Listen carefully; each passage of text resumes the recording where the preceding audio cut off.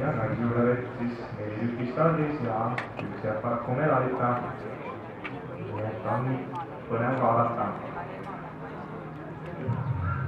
Aga esikolmik on kiiresti välja või oleme alahinnanud seal mõnda tüdrukut, kuid millises järjekorras, see on veel lahtine. Praegu igastahes tippkuju juhtimast ja Connell Brownina Delfini spordiklubist, kuid konkurendid on tihedalt kandadel.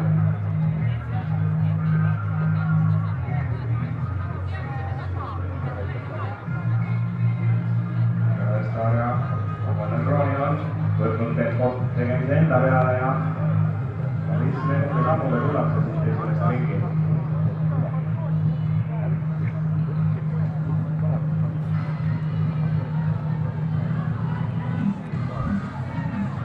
Connell Brownin juba väikese vanemaga Laura Ernika ees ministri ja Tarko sellisel viimata ringi ja järgmine on 7. ja Taamene on siis pisut maha jäänud liitrid.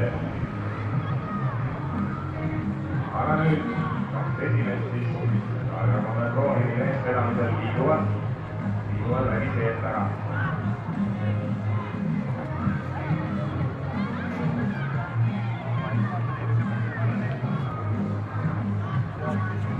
Ja Elise Tarko tundub, et on maha jäämas ja siis tõenäoliselt pronksega selles võistluses rauduma, kuid võitlus kuulale jätkub endiselt kõige peale lõpusirge ootuses.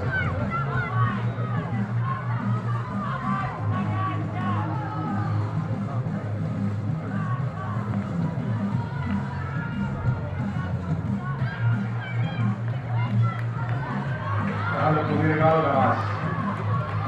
Kuidas siis laheneb see vastasreid meil siin?